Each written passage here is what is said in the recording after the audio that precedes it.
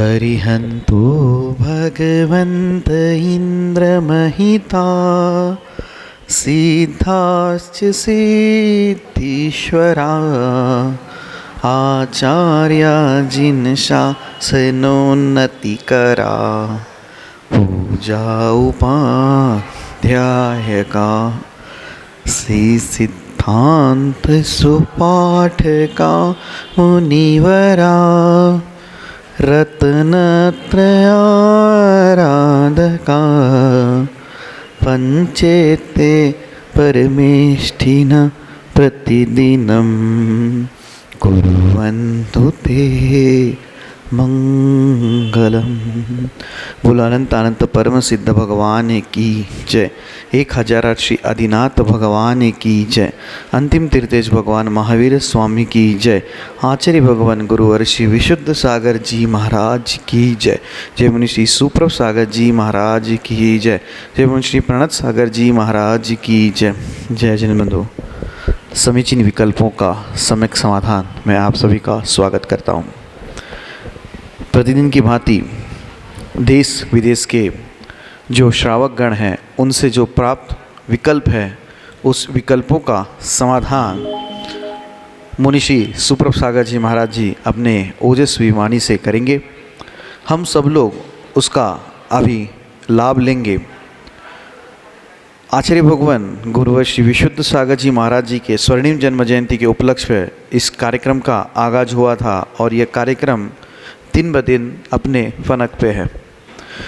देश विदेश के लोगों के मन में बीच में एक ही कुतूहल है कि मुनिषी सुप्रभ सागर जी महाराज ये जो समाधान दे रहे हैं वह समाधान कैसे दे रहे हैं। इतने अल्प आयु में भी इतना प्रगल्भ ज्ञान मुनिषी ने कहाँ से प्राप्त किया। ऐसी ऐसी बातें मैं मन से नहीं कह रहा हूँ जो लोग मुझसे कहते हैं, व्हाट्सएप पे इनके मैसेज आते हैं, कॉल आते हैं। लोगों का यही कहना है कि जैसे इनके आचार्य भगवान गुरुवर शिष्य गुरुवर विशुद्ध सागर जी है वैसे ही मुनि शिष्य उनके सुप्रभ सागर जी वैसे ही बढ़ते चले जा रहे हैं और यह कार्यक्रम भी उन्हीं के नक्श कदम पर आगे बढ़ रहा है। आप लोगों का ज़्यादा समय नहीं लेते हुए मैं मुनिषी के चरणों में बारंबार नमोस्तु करता हूँ। हे स्वामी नमोस्तु नमोस्तु नमोस्तु। मैं मुनिषी प्रणत सागर जी महाराज को यह विनय करता हूँ कि हे स्वामी आज के कार्यक्रम को संचालित करते हुए गति प्रदान करें। नमोस्तु स्वामी नमोस्तु नमोस्तु।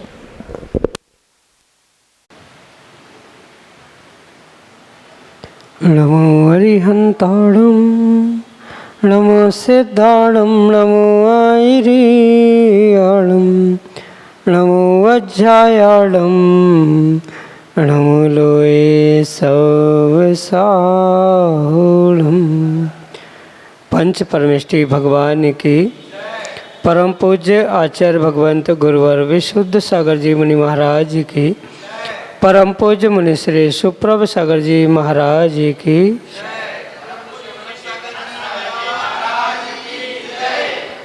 समीचीन विकल्पों का सम्यक समाधान। सम्यक ज्ञान की वह अनूठी विधा जिसके माध्यम से हम सभी अपने मन में उठने वाले उन अनेकानेक समीचीन विकल्पों का सम्यक समाधान परम पूज्य मुनि श्री सुप्रभ सागर जी महाराज के मुखारबिंद से प्राप्त कर रहे हैं। देश के विभिन्न प्रांतों से अनेकानेक समीचीन विकल्प हमें यहाँ प्राप्त हो रहे हैं और परम पूज्य मुनि श्री उनका आगमुक्त विधि से हम सबको सम्यक समाधान प्रदान कर रहे हैं। प्रारंभ करते हैं आज का सम्यक समाधान और आज का पहला विकल्प आष्टा मध्य प्रदेश से डॉक्टर मगन जैन, श्रीमती चंदा जैन परम पूज्य मुनि श्री के चरणों में त्रिकाल त्रिभक्ति पूर्वक कोटि कोटि नमोस्तु निवेदित करते हुए अपना समीचीन विकल्प रख रहे हैं कि महाराज जी एक श्रावक के द्वारा सामायिक के काल में जो अभ्यास रूप गे और हे पदार्थों का ध्यान किया जाता है तो वह कौन से ध्यान में आएगा। हमारे समीचीन विकल्प का सम्यक समाधान करने की अनुकंपा करें। नमोस्तु महाराज जी नमोस्तु।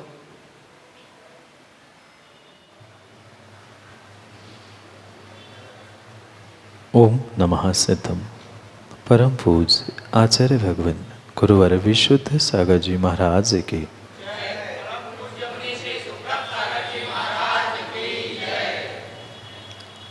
4 धर्म ध्यानों में श्रावकों के निमित्त से मात्र 3 की ही सत्ता को स्वीकार करना हो।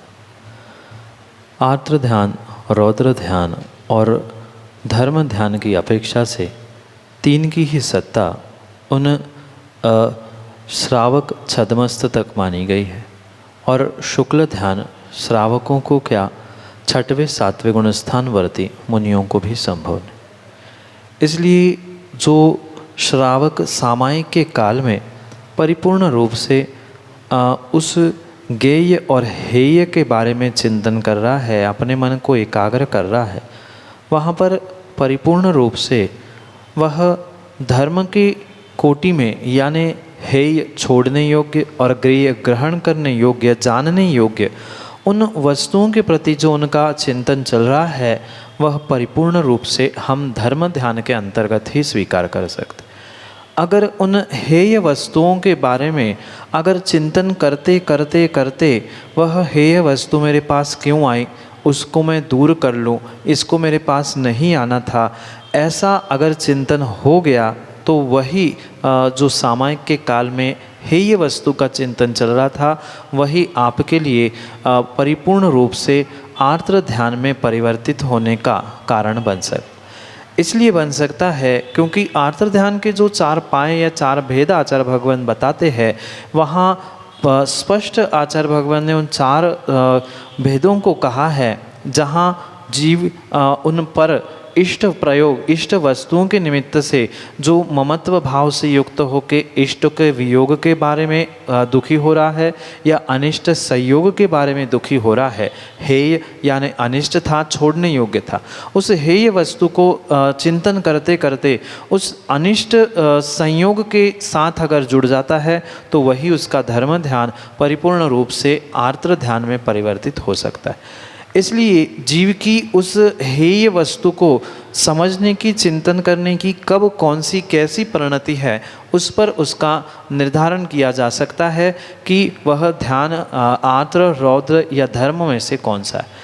अगर ज्ञेय यानी जानने योग्य पदार्थों के विषय में उनका चिंतन चल रहा है और उस जानने योग्य पदार्थों के बारे में चलने वाला उसका जो सतत शुभ वस्तुओं के प्रति चिंतन चल रहा है और शुभ रूप से है, तो नियम से वह कहीं ना कहीं धर्म ध्यान का ही फल देने वाला या धर्म ध्यान रूप ही स्वीकार किया जाए।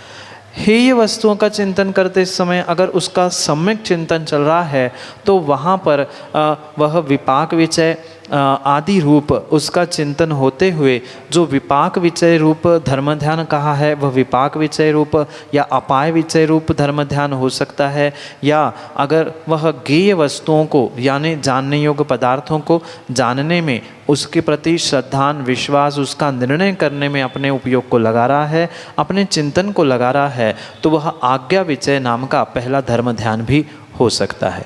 जो संस्थान विचय धर्म ध्यान है वास्तव में उस 6वें 7वें गुण स्थान में ही उसकी भूमिका स्वीकार की गई है। श्रावकों के लिए पहले ही 3 पायों का विशेष रूप से व्याख्यान किया गया। इसलिए अगर ज्ञेयों के बारे में यानी जानने योग्य पदार्थों को जान के उनका सम्यक निर्णय करना है तो भगवान की वाणी की आज्ञा का पालन करते हुए वह आज्ञा विचय धर्म ध्यान कर रहा है। हेय वस्तुओं के छोड़ने योग्य वस्तुओं के प्रति सम्यक चिंतन सम्यक ध्यान चल रहा है तो वह मिथ्यात्व जैसी हेय वस्तु है, विषय कषाय आदि हेय वस्तु है, उनको छोड़ने के लिए उनसे दूर होने के लिए चिंतन चल रहा है। अमुक जीव उनसे युक्त है, उसको बचाने की रूप परिणमन चल रहा है, तो नियम से वह विपाक विचय अपाय विचय नाम के धर्म ध्यान से युक्त है। इसलिए सम्यक चिंतन उससे के लिए धर्म ध्यान का फल देने वाला है और उन्हीं ज्ञेय और हेय वस्तुओं के बारे में असम्यक या विपरीत चिंतन हो जाएगा तो वही आर्द्र ध्यान रूप भी परिणत हो सकता है।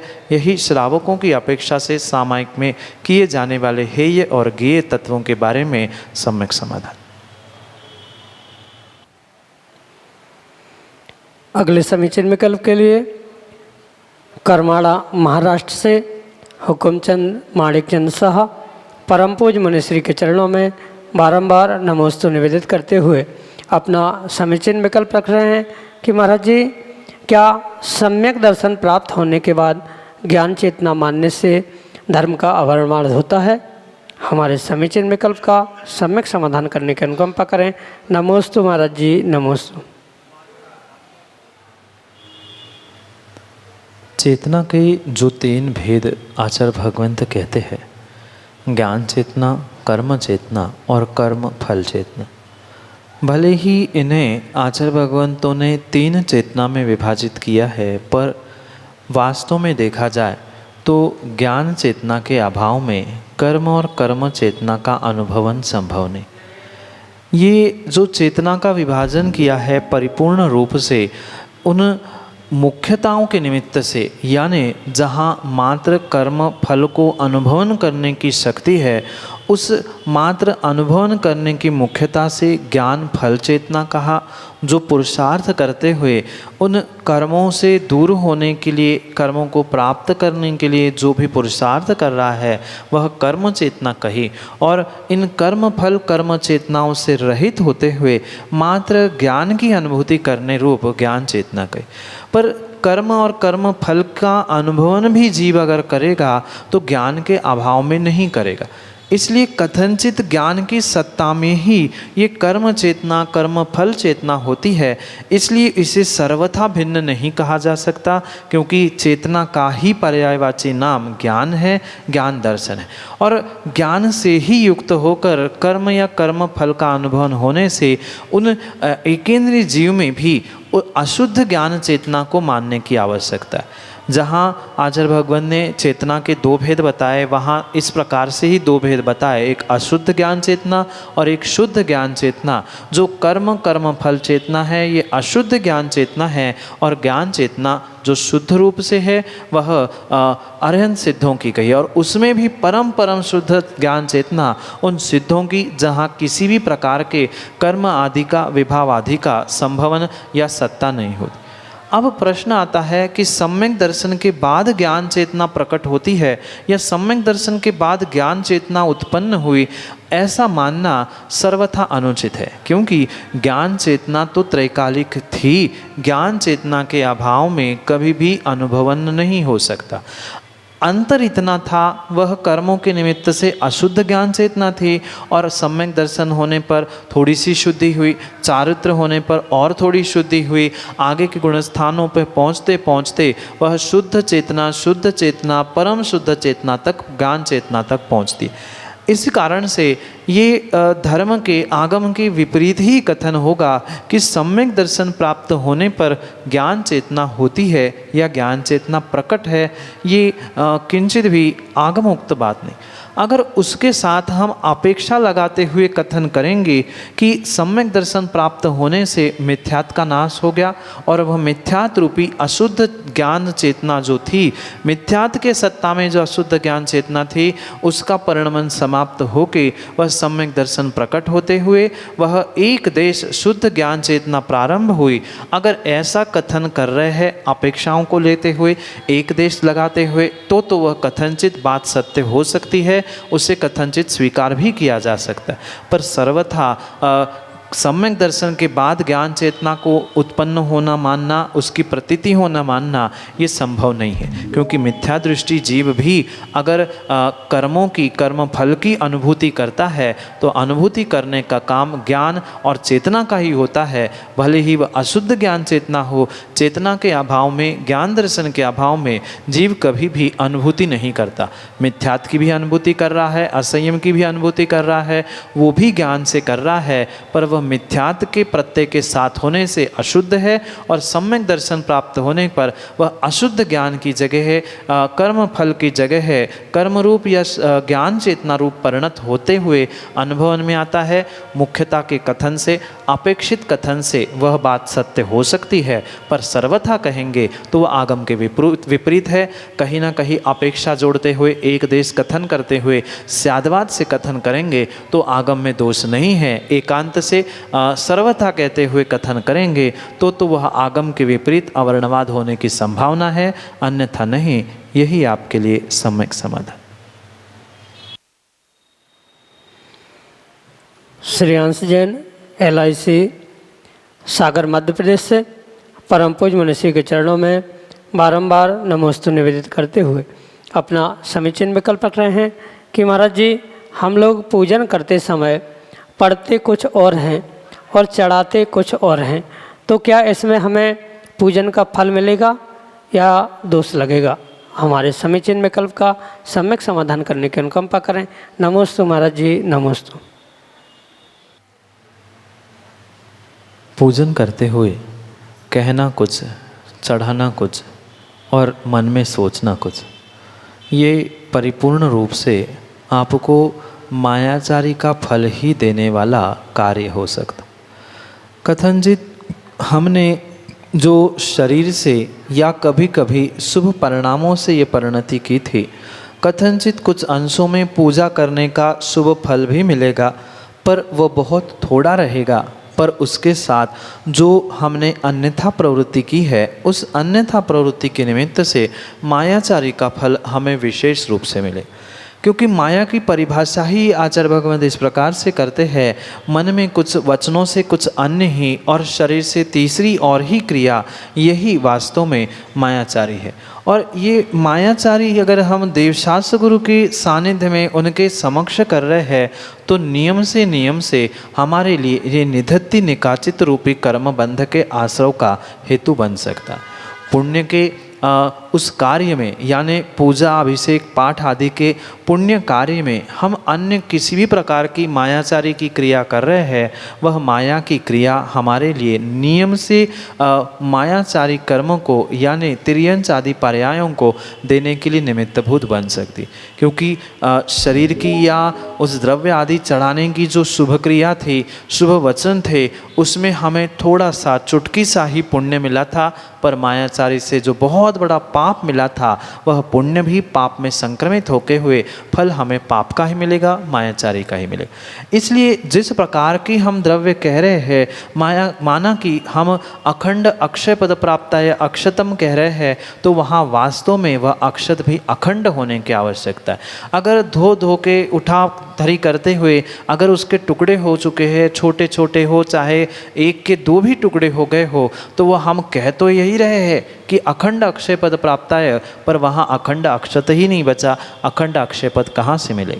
इतना ही नहीं, फल भी चढ़ाते हुए एक खारक के 4-6 टुकड़े हमने कर लिए और मोक्ष फल प्राप्त है, वो फलम निरुपामिति, और फल के जगह टुकड़े चढ़ा रहे हैं। ये जैसा फल चाहिए उत्कृष्ट वैसा नहीं है, वो पूजा की कड़वी बादाम आदि चढ़ा रहे हैं, तो नियम से हमें तत्त रूप मायाचारी का अवश्य फल मिलेगा। क्योंकि जिस अभिप्राय से हम वहाँ उन द्रव्यों को चढ़ा रहे हैं, उस पूजा के पीछे के द्रव्यों के पीछे के अभिप्राय को समझने की आवश्यकता है। हम जिस अभिप्राय से उसे चढ़ा रहे हैं, ज्ञान को प्राप्त करने के लिए या अष्टकर्म को नष्ट करने के लिए या मोहांधकार मिटाने के लिए, तो अंधकार कभी सामान्य वस्तु से नहीं मिटता, वह दीपक ही वहाँ आवश्यक है। ऐसे ही उन द्रव्यों का प्रयोग प्रासुक रूप से हमें करने की आवश्यकता है, जिसके द्वारा हम अपने पूजा करते समय मायाचारी आदि दोषों से बचे, और मायाचारी के दोषों से बचेंगे तो ही हमने पूजा किए हुए पुण्य को विशेष रूप से प्राप्त करेंगे। अन्यथा पुण्य के साथ बहुत सारे पाप का परिणमन होने से पाप रूप ही बंध करेंगे, पुण्य का बंध उसमें ही विलीन होकर संक्रमण होकर नष्ट हो जाएगा। यही आपके लिए सम्यक समाधान। अगले समीचीन विकल्प के लिए सागर मध्य प्रदेश से श्रीमती सुधा जैन परम पूज्य मुनिश्री के चरणों में त्रिवार नमोस्तु निवेदित करते हुए अपना समीचीन विकल्प रख रहे हैं कि महाराज जी, पहले के लोग प्रवचन करते समय जिनदेव की वेदी के सामने पर्दा डाल देते थे, लेकिन अब नहीं डालते, ऐसा क्यों? हमारे समीचीन विकल्प का सम्यक समाधान करने की अनुकंपा करें। नमोस्तु महाराज जी, नमोस्तु। माँ तात्कालिक परिस्थितियों को देखकर बहुत सारी व्यवस्थाओं को बनाया जाता है, बहुत सारी व्यवस्थाओं में सुधार किया जाता है।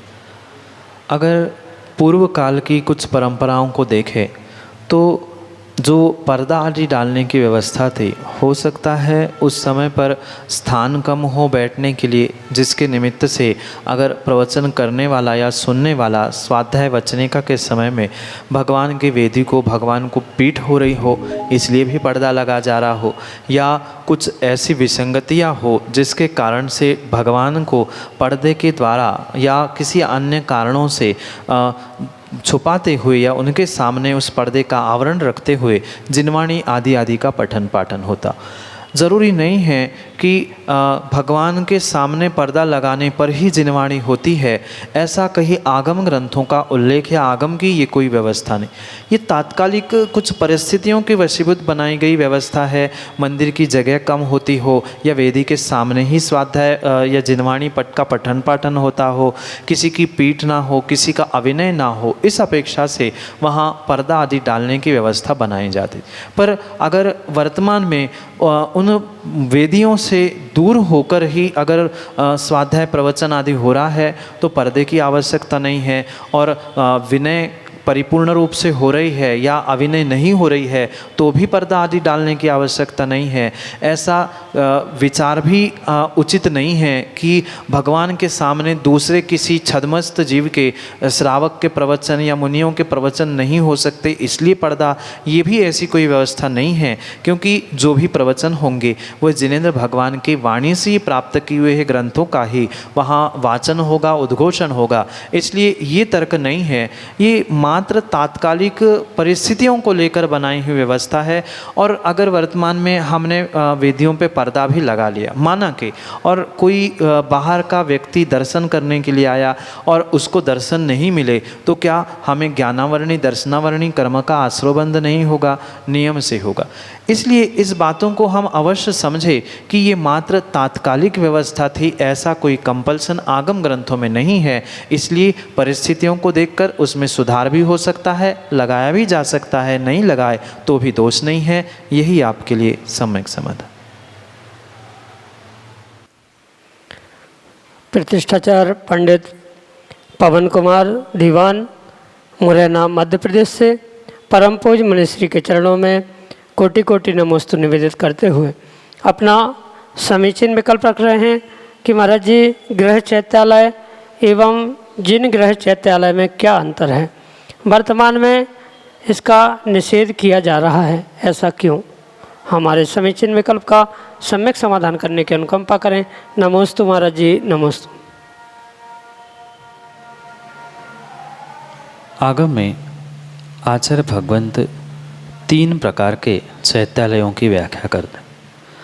मात्र जिन मंदिर या गृह चैत्यालय ही नहीं, अपितु उन 3 चैत्यालयों में पहला गृह चैत्यालय, दूसरा चल चैत्यालय और तीसरा सामूहिक जिन मंदिर रूप चैत्यालय, इन 3 चैत्यालयों की ही भूमिका आचार्य भगवंतों ने जिनागम में वर्णित की है। और उसी के परिप्रेक्ष्य में हमें इस प्रश्न के संदर्भ में उत्तर को प्राप्त करने की आवश्यकता है। पहली बात तो मैं पंडित जी आपसे ये कहना चाहता हूँ कि वर्तमान में क्या हो रहा है, कौन क्या कह रहा है और कर रहा है, इससे आगम का कोई भी लेना देना नहीं है। क्योंकि बहुत सारे जीव आगम को जानते हुए भी आगम को नहीं मानते हैं, और आगम की नहीं कहने के कारण से ही ये वर्तमान में बहुत सारी विसंगतियाँ हमारे सामने दिखाई दे रही है। जब आगम में 3 प्रकार के चैत्यालयों की स्पष्ट रूप से भूमिका लिखी है, गृह चैत्यालय, चल चैत्यालय और एक जिन मंदिर रूप सामूहिक विशालकाय मंदिर, इन तीनों का जब समावेश आचार्य भगवंतों ने अपने ग्रंथों में लिखा है तो उसका निषेध करने की वास्तविकता में आवश्यकता बिल्कुल भी नहीं है। पर जो गृह चैत्यालय आदि आदि के निमित्त से आचार्य भगवंतों ने व्याख्यान किया है, वहाँ ये भी बोध होने की आवश्यकता है कि जो वर्तमान में कहीं भी भगवान की प्रतिमा विराजमान करके कहीं भी उसे चैत्यालय घोषित किया जा रहा है, विशेषता गृह चैत्यालय की अपेक्षा से, तो यह आगम की भी बात नहीं है।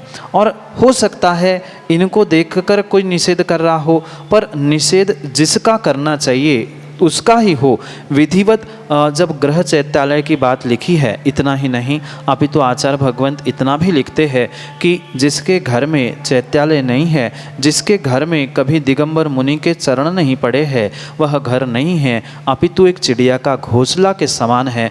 ऐसा आचार्य भगवंतों ने स्पष्ट अपने ग्रंथों में लिखा है।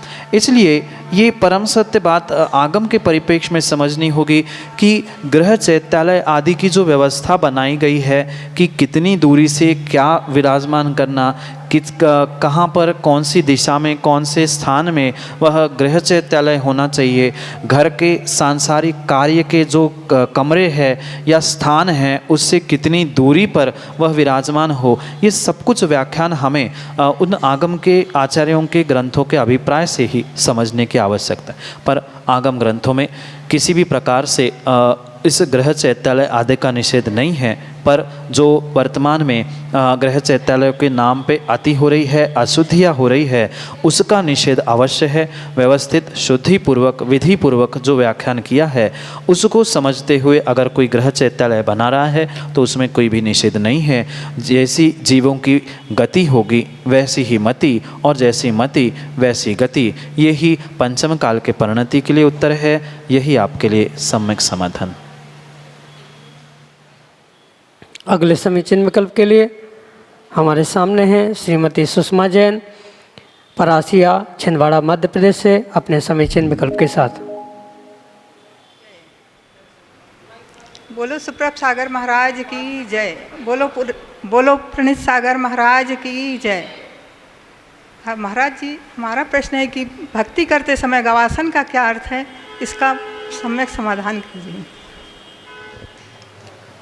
आगम में बहुत सारे आसनों को आचार्य भगवंत बताते, और प्रत्येक कार्य का अपना अपना एक आसन, अपना अपना एक प्रकार का शरीर की आकृति को बनाने का आगम में ही नहीं अपितु विज्ञान आदि में भी इसकी व्याख्या प्राप्त होती। क्योंकि हमें किस प्रकार का कार्य सिद्ध करना है उस प्रकार के आसन से ही वह कार्य सिद्ध होता है। जैसे कोई माँ उस अनाज को पीसने के लिए चक्की पे बैठती है तो उसे वहाँ बैठने का आसन भिन्न होता है। भगवान के सामने पूजा भक्ति वंदना आदि करने की मुद्रा भिन्न होती है, क्योंकि जैसे शरीर की आकृति मुद्रा या आसन होता है वैसे ही उस कार्य में विशेषता प्राप्त होती है। जबकि भले ही कार्य हमें दिखते समान एक समान लगते हैं, पर ज़रूरी नहीं है कि सभी में आसन शरीर की मुद्रा आकार बिल्कुल एक सा हो। और अनेक प्रकार के आसनों में से एक गवासन की मुद्रा कही गई है जो कि लघुता का प्रतीक है। क्योंकि जब भी आप स्वयं अनुभव करना, जब हम पद्मासन से या सुखासन से बैठते हैं तो बैठते ही हमारे शरीर में तनाव या एक प्रकार का अकड़पना आता है। और जब गवासन से बैठा जाता है, जैसे गाय बैठते समय एक पैर पर दूसरा पैर रखते हुए मोड़ कर उसे बैठती है, ऐसे उस गवासन में कहीं ना कहीं लघुता आती है। और उस लघुता का ही परिचय करने के लिए भक्ति आदि में उस गवासन से बैठने की आज्ञा दी गई है। ये परिपूर्ण रूप से जब भक्तियाँ की जाती है, वंदनाएं की जाती है भगवान गुरु देव शास्त्र आदि के निमित्त से, वहाँ पर अपने लघुता का परिचय देने के लिए वह गवासन के आसन का महत्व आचार्य भगवंतों ने बताया है। क्योंकि अपने अपने आसन का अपना अपना महत्व, अपना अपना स्थान, अपना अपना काल बताया गया। भक्ति के समय में मैं विनय कर रहा हूँ, मेरे पास लघुता है, मैं आपसे छोटा हूँ, आप मुझसे ज्येष्ठ है, ये भावों के साथ वहाँ पर शरीर की भी क्रिया होनी आवश्यक है। क्योंकि काय वांग मनः कर्म योगा, कर्म जो भी आश्रवित हो रहे हैं वह मन वचन काय से हो रहे हैं। और मात्र शब्दों में भक्ति नहीं हो, शब्दों में विनय नहीं हो, हमारे शरीर में भी विनय हो, इस कारण को सामने रखते हुए वहाँ गवासन की मुद्रा का व्याख्यान किया है। और यही आपके लिए सम्यक समाधान है। जय जन बंधु, आप हम सभी लाभ ले रहे थे बहुचर्चित कार्यक्रम समीचीन विकल्पों का सम्यक समाधान का। प्रतिदिन की भांति यह कार्यक्रम दोपहर को 4 बजे पारस टीवी के माध्यम से प्रसारित होता है एवं शाम को 5:13 पे यूट्यूब चैनल सुप्रभ आवाज के माध्यम से इसका प्रसारण होता है। अगर आप इस कार्यक्रम से जुड़ना चाहते हो, अगर आप आपके मन में उठने वाले विकल्पों को शांत करना चाहते हो, कोई जिज्ञासा का समाधान करना चाहते हो, तो आप हमारे व्हाट्सएप के नंबर 8707548811 इस पे व्हाट्सएप के द्वारा ऑडियो मैसेज या टेक्स्ट मैसेज के थ्रू आप हम तक अपना विकल्प पहुंचा सकते हो। samyak.samadhan@gmail.com ये हमारा ईमेल आईडी है। इस ईमेल आईडी के माध्यम से भी आप अपना विकल्प हम तक पहुंचा सकते हो। प्रतिदिन की भांति सुविशुद्ध ज्ञान धारा का आयोजन 5:13 एवं शाम को 6:30 से होता है। आप उसका लाभ भी चैनल के माध्यम से, यूट्यूब चैनल के माध्यम से ले सकते हो। सुप्रभुवाज यूट्यूब चैनल पे सब्सक्राइब करें एवं बेल आइकन ज़रूर दबाएं ताकि आपको इस जो भी कार्यक्रम उसमें अपलोड होते हैं उसका नोटिफिकेशन आप लोगों को प्राप्त हो और आपको स्पेसिफिकली याद रखने की ज़रूरत ना पड़े। मुनिषी के चरणों में तीवार बार नमोस्तु करते हुए आज के इस कार्यक्रम को यहीं पे विराम देते हैं। नमोस्तु नमोस्तु नमोस्तु।